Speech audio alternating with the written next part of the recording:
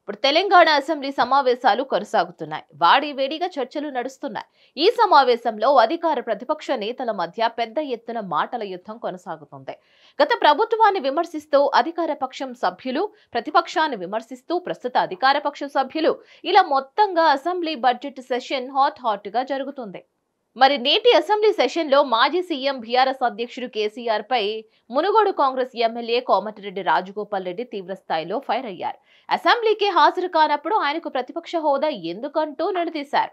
అసెంబ్లీలో బడ్జెట్ పై చర్చ సందర్భంగా ఆయన మాట్లాడారు. గత బీఆర్ఎస్ ప్రభుత్వం విద్యుత్ రంగాన్ని అమల్లోకి నెట్టేసిందంటూ ఆగ్రహం వ్యక్తం చేశారు. అప్పటి నుంచి విద్యుత్ రంగాన్ని తీసుకొచ్చేందుకు ప్రభుత్వం ప్రయత్నిస్తోందంటూ ఆయన చెప్పుకొచ్చారు.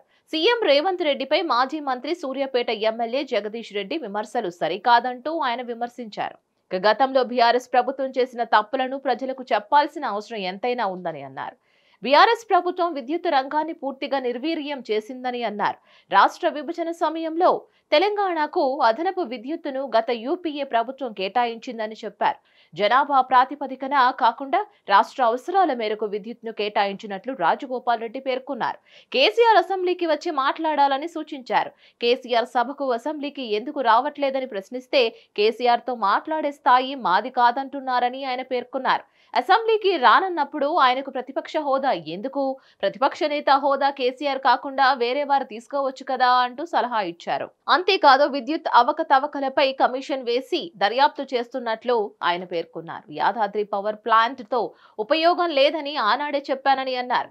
ఈ ప్లాంట్ పూర్తయ్యేందుకు అదనంగా 11,000 కోట్లు ఖర్చు పెట్టాలని అన్నారు. డబ్బులు పోయినా యాదాద్రి పవర్ ప్లాంట్ పూర్తి కాలేదని ఆయన చెప్పారు. రామగుండంలో పవర్ ప్లాంట్ ను నిర్మించాలని విభజన చట్టంలో ఉన్నా అక్కడ ఏర్పాటు చేయకుండా యాదాద్రిలో ఎందుకు నిర్మించినట్లు అంటూ ఆయన ప్రశ్నించారు.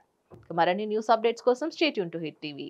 హిట్ టీవీ యాప్ ని డౌన్లోడ్ చేసుకోండి. ఇందులో short news, live news, entertainment movies అన్ని అవైలబుల్ గా ఉన్నాయి. Please download Hit TV app. Hit TV app. Hit TV app ని ఫ్రీగా డౌన్లోడ్ చేసుకోండి.